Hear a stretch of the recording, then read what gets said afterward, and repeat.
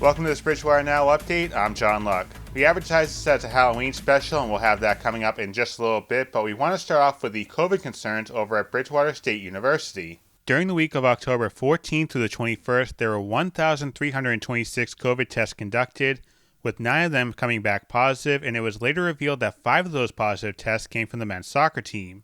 The team isn't playing games right now, but they are still holding non-contact drills.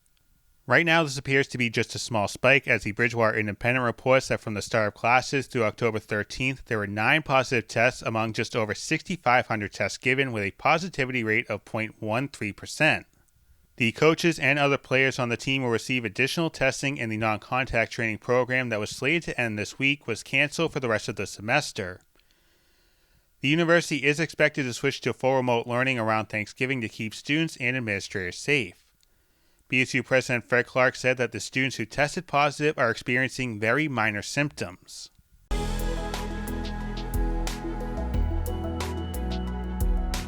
A reminder that the final day for early voting for the general election is quickly approaching. You have until this Friday, October 30th, to cast your early vote at the Academy building, and there are safety measures being taken, including masks needing to be worn and social distancing being used. And don't forget, Election Day is less than 1 week away, coming up Tuesday, November 3rd. Last Monday, 30 people attended a celebration for an employee of the town who is celebrating 1 year on the job.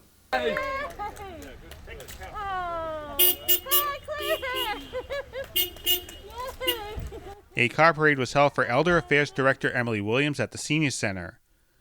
Williams, who has been working at the Senior Center for a year now, has assisted in hosting events for local seniors, including a New Year's Eve luncheon and other fun functions. She also is credited with expanding the Council on Aging's newsletter, Top of the Hill. Emily is a team leader that has a very caring heart for everyone. I too feel that Emily should be recognized for her devotion, dedication, and for her drive she brings to the seniors at Bridgewater. It has been a pleasure to volunteer here. We featured Emily's partnership with BSU involving a pen pal program which partners students and seniors together during this time of quarantine and isolation. Here in 2020, there are many things that have been difficult. Being able to go out and start a new business during a global pandemic is definitely one of those things.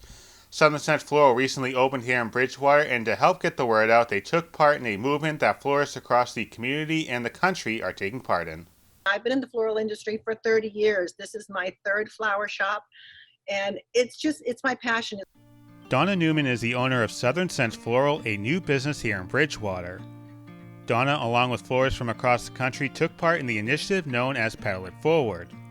We did Pedal It Forward this year. This is my 5th year doing Pedal It Forward, and it's been around from the Society of American Florists since 2015, and it's a goodwill initiative. And what we do is we bring goodwill, happiness, and cheer to unsuspecting people. It's almost like a flash dance. You mob them, but we did advertise because we wanted to focus on essential workers this year, particularly because of the COVID. We really didn't get a lot of awareness, and I think this really put us on the map because we had the local fire department there, we had the police department there.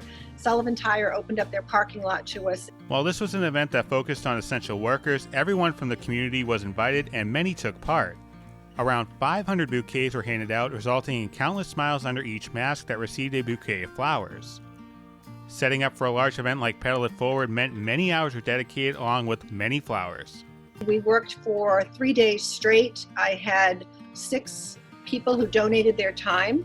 We processed 4,000 flowers, almost 200 yards of ribbon, and we just processed for 10 hours straight, and then we started creating bouquets.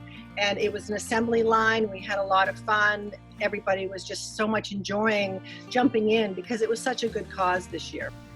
Southern Scent Floral is Donna's 3rd shop, but opening a business up in a pandemic brings some more obstacles.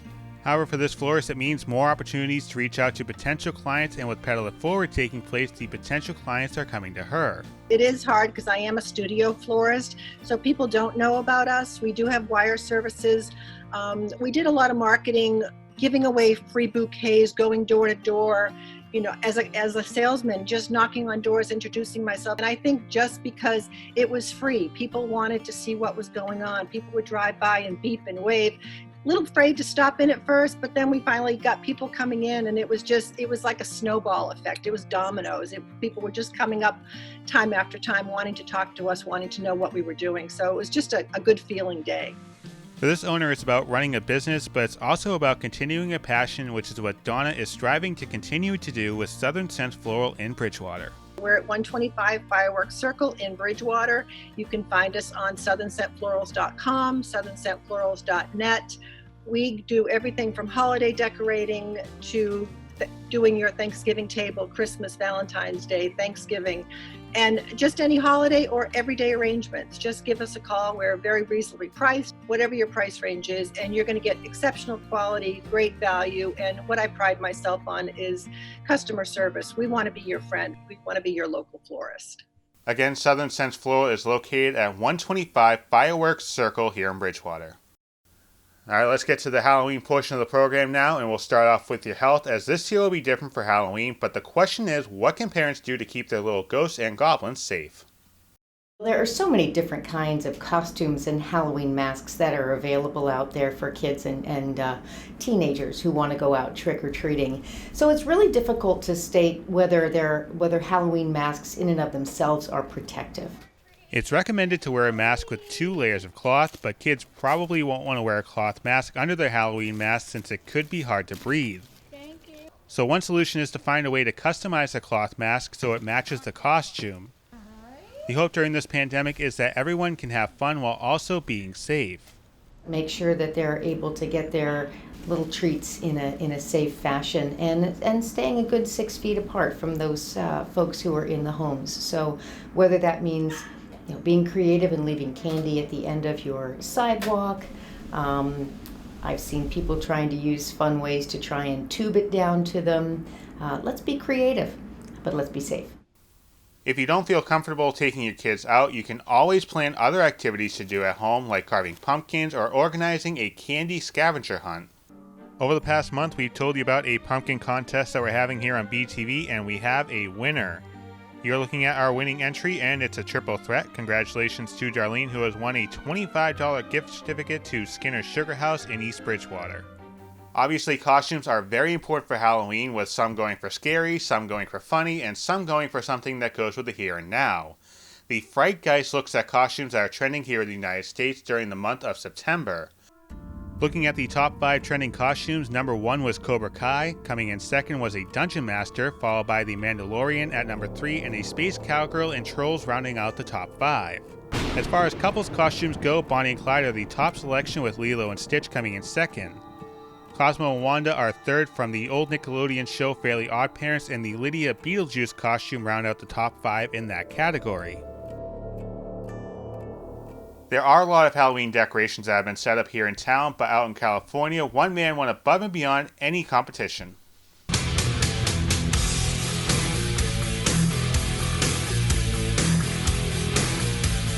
And of course, you probably already know this, that's Metallica's Enter Sandman. The display was set up by Tom Bet-George of Tracy, California, which is about 100 miles east of San Francisco.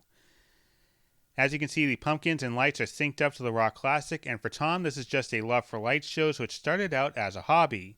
There is another display that is synced to Rihanna and Eminem's The Monster. In past years, Bet-George has made light shows synced to the theme from Ghostbusters, a Michael Jackson medley, and much more. The display is lit for a couple of hours on weekends to raise money for a local family shelter, and maybe not too shocking, the display takes more than 80 hours to set up and sync.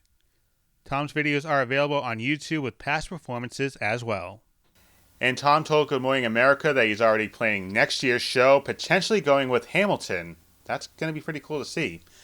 As we know, candy is a staple of Halloween, and while we may be coming up with different ways of giving candy away, there are surveys that reveal the top candy in each state. This survey was conducted by CandyStore.com. For Massachusetts, the top pick for candy was Sour Patch Kids, which beat out last year's winner Butterfinger, and Double Bubble Gum was the third pick. Looking at the rest of the New England states, Maine agrees with Massachusetts with Sour Patch Kids as the top pick. Vermont chose Skittles, New Hampshire going with M&M's, Rhode Island choosing Twix, and Connecticut went with Milky Way. And finally, here on the update, perhaps a missed opportunity here in Bridgewater. Over the fall, a vote was conducted on social media to decide where Reese's would send a robotic door. To help maintain social distancing, this door can be operated from up to 5,000 feet away. All a child has to do is stand in front of the door, say trick or treat, and a king-size Reese's will come out. Senior brand manager Alan Dark says that this Halloween is unlike any other, so we've upped the ante on creativity as a result.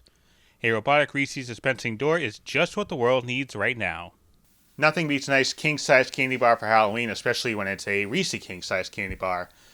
Thanks for watching this special Halloween edition of the Bridgewater Now update. Don't forget, Halloween going into Sunday morning. Set your clocks for an hour back. Of course, that means you get an extra hour of sleep, so that's a good thing, right? Earlier sunsets, probably not. Thanks for watching. I'm John Luck.